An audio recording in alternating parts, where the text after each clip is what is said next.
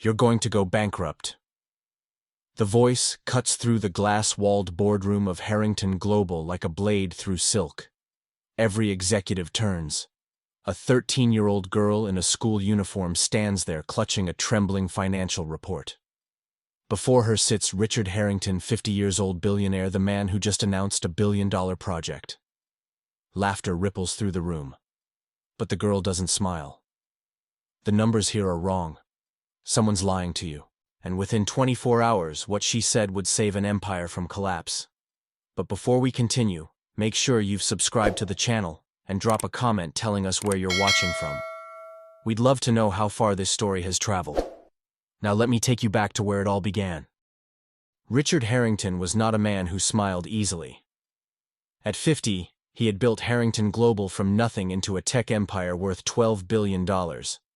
He controlled markets, influenced governments, and made decisions that shifted economies. He lived in a mansion that stretched across 10,000 square feet, with marble floors that echoed footsteps like warnings, and windows that overlooked the city, like a throne overlooks subjects. Inside this fortress of wealth, over 100 staff members moved like shadows, gardeners, chefs, security drivers. Each knew their place. Each understood the unspoken rule: stay invisible, stay useful, stay silent. Among them was Helen. She had worked as a housekeeper for 8 years. Reliable, quiet, meticulous. She polished silverware that cost more than her annual salary, and dusted paintings she could never afford to see in museums. Every afternoon, Helen brought her daughter to work. Lara was 13, thin-framed with dark eyes that absorbed everything, and a mind that refused to rest. While other kids scrolled through social media, Lara read. Not novels, financial reports, business journals, investment analyses. She treated them like puzzle games, hunting for patterns, searching for what didn't fit. Helen worried sometimes. You should play more, sweetheart. Be a kid. But Lara would just smile softly and turn another page. Most afternoons, while her mother cleaned the massive library on the mansion's second floor, Lara sat tucked in the corner near the mahogany desk. The room smelled of old leather and ambition. Shelves lined every wall, filled with books Richard never read anymore, and magazines his assistants left behind. Lara devoured them. One Thursday evening, as golden light slanted through the tall windows, she noticed something unusual. A thick folder, deep blue, embossed with gold lettering, Project Aurora. It sat half open on the desk as if someone had been interrupted mid-review. Lara glanced toward her mother, who was wiping down a bookshelf across the room, humming softly. Curiosity pulled her in. She opened the folder carefully. Inside were spreadsheets, projections, legal summaries. Dense columns of numbers charts with upward arrows, terms like ROI, net margin, acquisition timeline. Her eyes moved quickly, the way they always did when she read, not skimming but scanning with purpose. Then she paused. Line 14. Revenue projection. 18% annual growth. Line 27. Operational cost 7%. But the summary at the bottom claimed a net profit margin of 22%. She blinked. 18 minus 7 was 11. Not 22. She flipped back. Checked again. The numbers didn't match. Mom, she called softly. Why would this report show 2 different interest rates for the same loan? Helen looked up, concern flickering across her face. Lara, don't touch that. Those are Mr. Harrington's private documents. I'm not touching, I'm just looking. Still. That's grown-up business. You don't need to worry about it. But Lara couldn't stop worrying. That night, back in their small apartment in the staff quarters, she lay awake staring at the ceiling. Numbers cycled through her mind like a song stuck on repeat. Something was wrong. She didn't know what. But she knew the feeling, the same feeling she got when a math problem had a hidden mistake, when an equation only looked right until you checked it twice. She pulled out a notebook from under her bed and began writing down what she remembered. The line numbers, the percentages, the dates on the documents. Her mother knocked gently and peeked in. Still awake. Just thinking. Helen sighed and sat on the edge of the bed. You think too much sometimes, baby. Maybe. Lara smiled up at her. But what if thinking saves someone? Helen kissed her forehead. Then I raised you right. But neither of them knew yet just how much would depend on that thinking. Or that in less than 12 hours Lara's quiet observation would stand between a billionaire and total ruin. The next morning the mansion transformed into something else entirely. Blacktown cars lined the driveway. Security doubled. The conference room on the 3rd floor, a sleek chamber of glass, steel, and leather filled with men and women in tailored suits, carrying tablets and briefcases. Richard Harrington was hosting his entire executive board. The topic, a $1.2 billion acquisition of a Singapore-based AI startup that promised to revolutionize predictive analytics. Helen was assigned to prepare the room. Fresh water, coffee. Ensure everything gleamed. It was a school holiday, so Lara had come along. Helen made her promise to stay quiet, stay in the corner, stay invisible. Lara nodded, but she brought her notebook. The meeting began at 10 sharp. Richard stood at the head of the table, commanding as always. Behind him, a projection screen displayed charts, timelines, profit curves ascending like staircases to the sky. This project, Richard said, his voice steady and absolute, will double the valuation of Harrington Global within 3 years. I've reviewed every report, every projection, every risk assessment. This is the move that defines the next decade. Applause rippled politely around the table. One executive, a silver-haired man named Gerald, leaned forward. According to our estimates, first-year profit margin sits at 18% with operational maintenance at 7%. Lara's head snapped up. 18, 7. She knew those numbers. Gerald continued. That leaves us with a net margin of 22%, well above industry standard. Lara's heart began to pound. 18 minus 7 was 11, not 22. She looked down at her notebook. The numbers she had copied the night before stared back at her, circled in red pen. Her hands trembled. She glanced at her mother, who stood near the door, eyes urging her to stay still. But Lara couldn't. She stood. The room didn't notice at first. Then one executive glanced her way. Then another. Richard's eyes found her. His brow furrowed. Lara, he said slowly, a warning laced in calm. What are you doing? Her voice came out smaller than she wanted. Mr. Harrington, I think there's a mistake in the report. Silence dropped like a curtain. Then someone laughed. A sharp, dismissive bark from a woman in a charcoal blazer. Is this some kind of joke? Another exec smirked. What grade are you in, kid? 5th, 6th. Lara's cheeks burned, but she didn't sit down. I'm in 8th grade, and I'm not joking. Richard's jaw tightened. Lara, this is not the time. If you sign this contract, she interrupted, voice trembling but firm, your company will go bankrupt. The room went silent. Not polite silence, the kind of silence that comes before storms. Richard set down his pen. Slowly. Deliberately. Explain. Lara's fingers gripped her notebook so hard the edges bent. Line 14 says the profit is 18%. Line 27 says costs are 7%. But the summary on page 9 says net margin is 22%. She looked up, meeting his gaze. 18 minus 7 is 11, not 22. Someone doubled the profit, either by accident or on purpose. Gerald scoffed. The child misread. These are complex financial models. I didn't misread, Lara said, her voice stronger now. And it's not just that line. The loan interest rate changes between page 4 and page 12. Same loan. 2 different rates. And the depreciation schedule doesn't match the asset list. Another executive laughed nervously. She probably saw some old draft. Richard held up one hand. The room fell silent again. He walked over to Lara, took the notebook from her hands, and looked down at her notes. His eyes moved across the page. Once, twice. Then he turned to Gerald. Pull up the original file. Richard, this is ridiculous. Pull it up. Now. Gerald's face flushed, but he opened his laptop. Seconds later, the document appeared on the main screen. Richard scanned it. His expression didn't change, but something shifted in his posture. He zoomed in on line 14, then line 27, then page 9. His jaw clenched. Lara was right.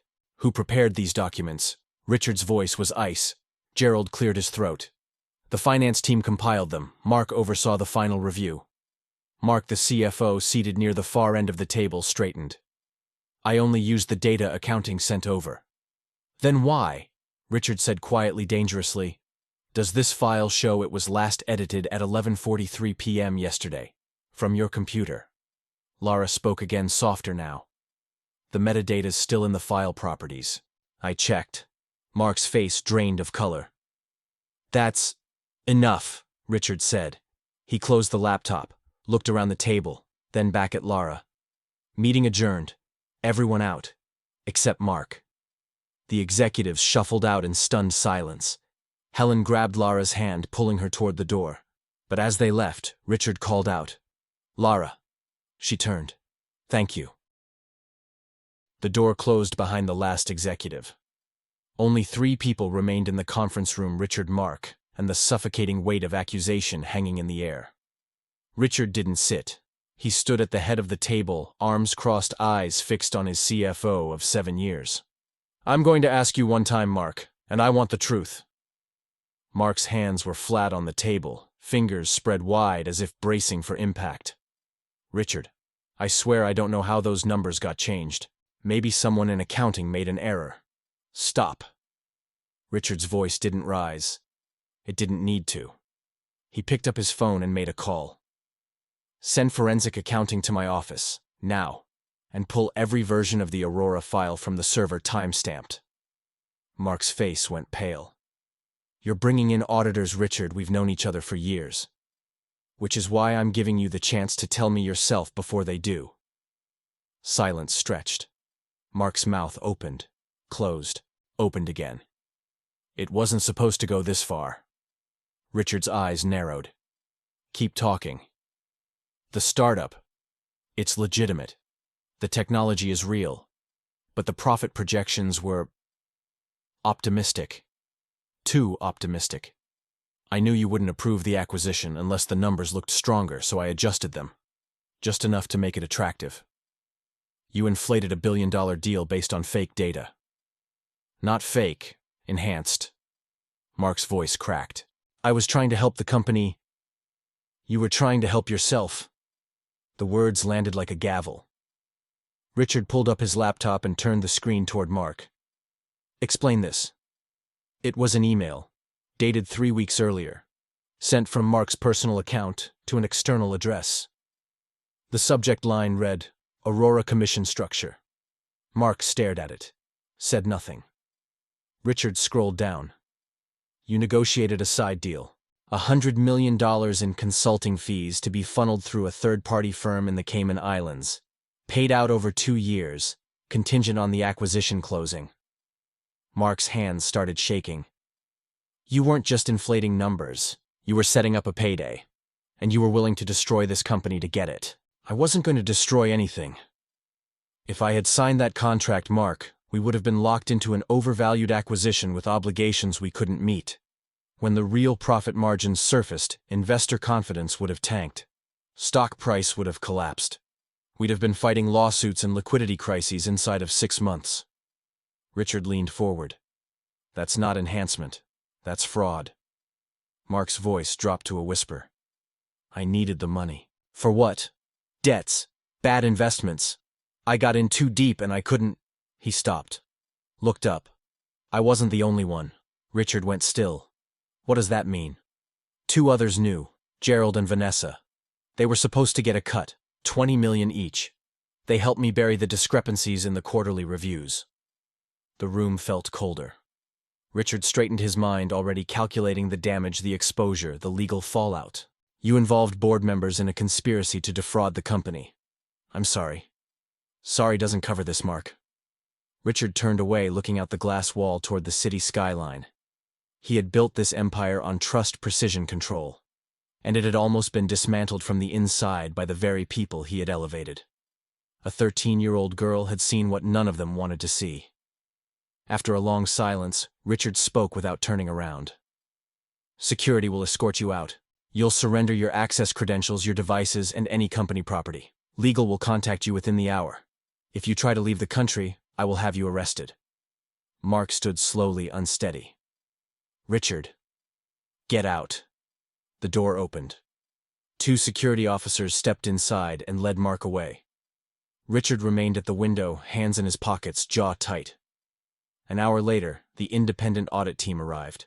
They worked through the night tracing every alteration, every hidden edit, every forged signature. By dawn, the full picture emerged. Mark had manipulated 5 separate reports over the past 8 months.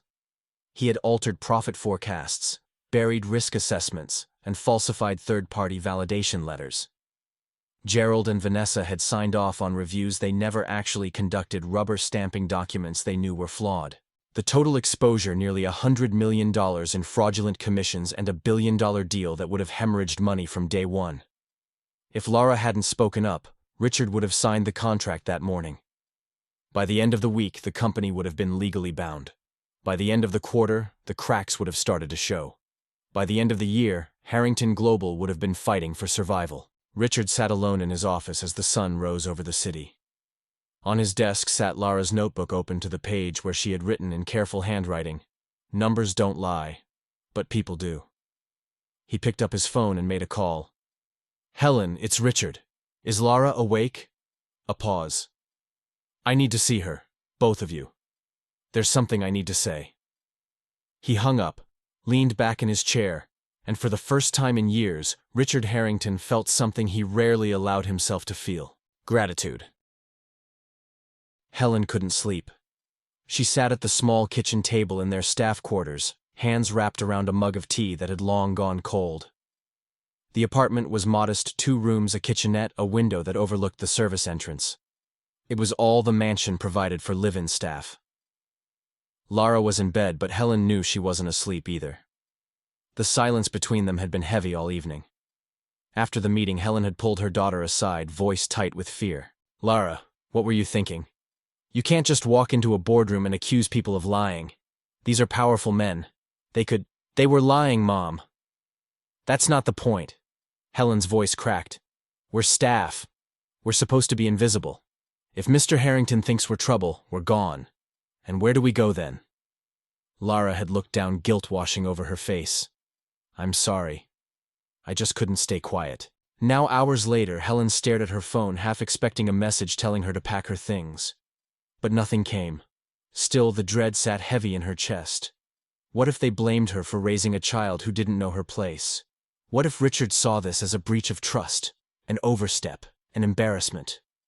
She had worked too hard to lose this job. It paid for Lara's school. It kept them stable. It gave them a future. And now that future felt uncertain. Across the city, in a different kind of silence, the story was already spreading. A journalist who had a source inside Harrington Global caught wind of the aborted deal. By midnight, the first article went live on a financial blog. "Billionaire narrowly avoids billion-dollar fraud, thanks to housekeeper's daughter." Within hours, it was everywhere. Social media erupted. News outlets picked it up. Opinion pieces flooded in. Some praised Lara's courage. Others questioned how a child had access to confidential documents. A few criticized Richard for not having better internal controls. But the core of the story remained the same. A 13-year-old girl had saved an empire. Richard saw the headlines. He made no public comment. No confirmation, no denial. He simply let the truth exist. That evening, just after 9, there was a knock on Helen's door. She opened it, her heart hammering.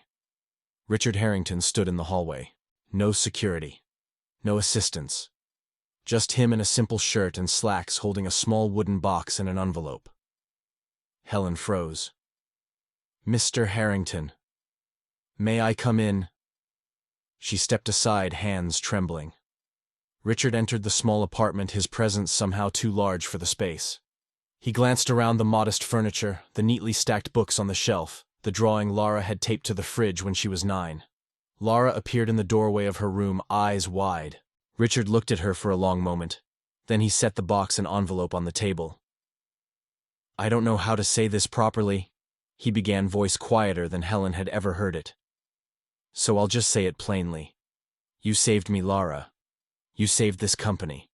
You saw something no one else wanted to see, and you had the courage to speak up when it would have been easier to stay silent."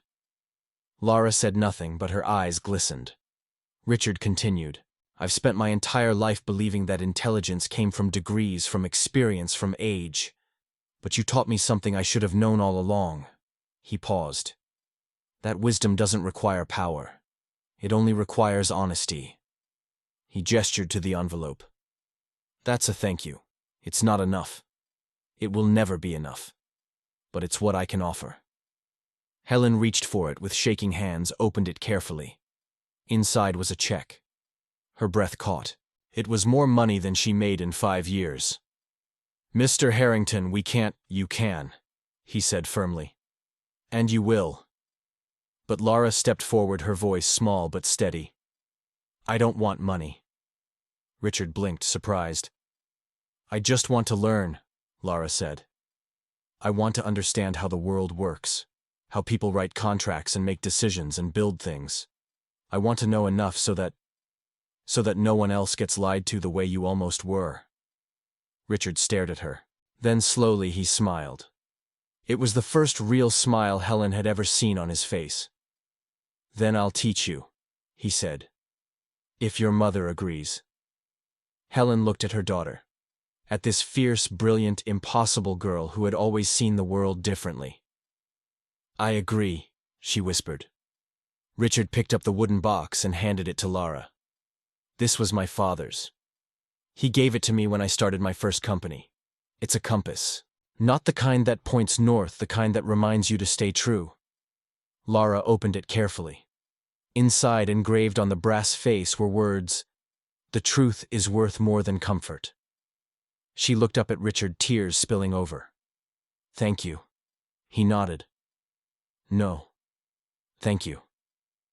As Richard left, Helen closed the door and pulled her daughter into her arms. You did good, baby, she whispered. You did so good. And for the first time that night, both of them felt something they hadn't expected. Not fear, not uncertainty, but hope.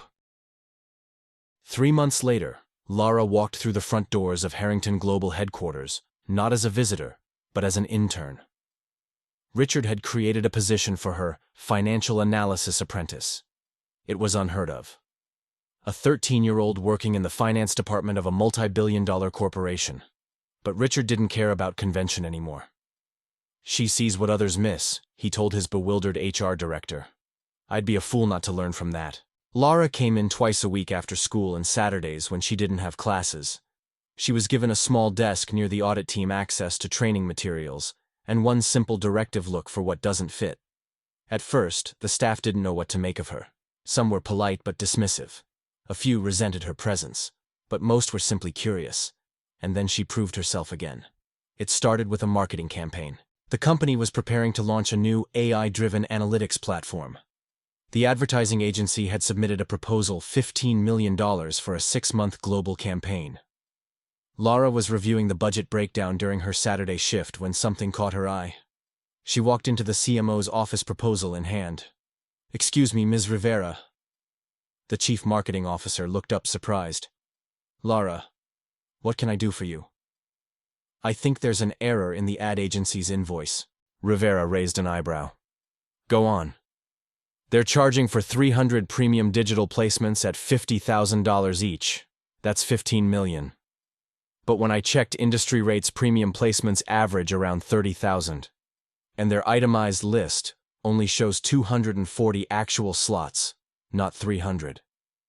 Rivera leaned forward. You're saying they overcharged us by about $7 million. Either they inflated the quantity, or they inflated the price. Maybe both. Rivera pulled up the contract on her screen, scrolling through the fine print Lara had already memorized. Her face darkened. I'll make some calls. By Monday, the agency had been confronted. After an uncomfortable negotiation, they admitted to pricing discrepancies and agreed to a revised contract. Harrington Global saved $7.3 million. Word spread quickly. The girl who saved the company from fraud had done it again. Over the next few months, Lara's quiet diligence uncovered 3 more issues: a vendor double billing for software licenses, a consultant inflating hourly rates, and a supplier shipping substandard materials while charging premium prices. In total, She helped the company avoid or recover nearly $25 million in losses. Richard began bringing her into strategy meetings not to speak but to observe. She would sit quietly in the corner, notebook, open pen moving. Afterward, he would ask, "What did you see?" And she would tell him, not with arrogance, not with bravado, just with the clear, honest observations of someone who had learned to trust what the numbers said, not what people wanted them to say. Richard found himself valuing her insights more than those of executives twice her age. "She doesn't have an agenda," he confided to his COO one afternoon. "She's not trying to impress me or protect her position. She just wants the truth." "That's rare," the COO admitted. "It's priceless." 6 months after the Aurora incident, Harrington Global held its annual gala, a black-tie event attended by investors, partners, industry leaders, and media. Helen had been invited as a guest, not as staff. She sat at a table near the front wearing a dress Lara had helped her pick out, feeling out of place among the glittering crowd. Lara sat beside her, equally uncomfortable in a formal dress, tugging at the sleeves. "I don't belong here," Lara whispered. "Neither do I," Helen whispered back. "But we're here anyway." The evening moved through speeches, toasts, and awards. Then Richard took the stage. The room quieted. "Tonight," he began, "I want to talk about a lesson I learned this year, a lesson that cost me nothing but saved me everything." He looked directly at Lara. "Most of you have heard the story by now, how a 13-year-old girl walked into a boardroom and told me I was about to make the worst decision of my career." Scattered laughter rippled through the crowd. "Some of you thought it was luck. Others thought it was coincidence." He paused. "It was neither. It was integrity." The room fell silent. "The person who saved me from losing $1 billion wasn't a consultant, wasn't a lawyer, wasn't even someone on my payroll." He gestured toward Lara. "She was the daughter of my housekeeper. A girl who had no reason to speak up except that she couldn't stand to see someone being deceived." The audience turned to look. Lara's face flushed red. Richard continued. "She reminded me that intelligence without honesty is just cleverness, and cleverness can destroy as easily as it can build." He raised his glass. "To Lara, who taught a billionaire what really matters." The room erupted in applause. Helen's eyes filled with tears, and Lara, overwhelmed and uncertain, felt something she had never quite felt before. She felt seen. A year passed like the turning of a page. Lara was 14 now, taller, more confident, but still carrying that same notebook everywhere she went. The letter arrived on a Tuesday afternoon. She opened it at the kitchen table, while her mother watched, hands clasped tight with hope. "Congratulations. You have been awarded a full scholarship to the Whitmore Academy of Economics and Finance." Lara's hands trembled. Whitmore was one of the most prestigious prep schools in the country. It fed directly into Ivy League universities. It was the kind of place people like her didn't usually get to go. But Richard had written a recommendation, and her work at Harrington Global had spoken for itself. Helen burst into tears, pulling her daughter into her arms. "I'm so proud of you," she whispered. So proud." 2 weeks later, a television crew arrived at Harrington Global. They were filming a segment on young prodigies changing the business world, and Lara had been invited to appear alongside Richard. She sat across from the interviewer, nervous but composed, while cameras captured every word. The interviewer leaned forward. "Lara, a lot of people are calling you a hero. How does that feel?" Lara shook her head gently. "I'm not a hero. I just read something carefully." "But you saved $1 billion company." "I pointed out a mistake. Mr. Harrington saved his own company by listening." The interviewer smiled, then turned to Richard. "What did this experience teach you?" Richard didn't hesitate. "That I had become arrogant. I thought I could buy anything: expertise, loyalty, success. But there's one thing you can't buy." He glanced at Lara. "The honesty of a child who hasn't learned to lie yet." The interviewer turned back to Lara. "So what's next for you? What do you want to do when you grow up?" Lara thought for a moment, then answered with quiet certainty. "I want to become an auditor." The interviewer blinked, surprised. An auditor. Yes, because there are a lot of people like Mr. Harrington out there. Good people trying to build something real. And there are people who want to take advantage of that. I want to make sure no one else gets lied to the way he almost was. The camera lingered on her face. Young, determined, unshakable. Richard watched her with something close to pride. After the interview wrapped, as the crew packed up their equipment, Richard walked Lara to the elevator. "You're going to do incredible things," he said quietly. "I'm just going to try to help people. That's what incredible looks like." The elevator doors opened. Lara stepped inside, turned, and smiled. "Thank you for listening to me, Mr. Harrington." "Thank you for speaking up, Lara." The doors closed, and Richard stood there for a long moment thinking about the girl who had seen the truth when no one else would, and how sometimes the smallest voices carry the most important words. So what does Lara's story teach us?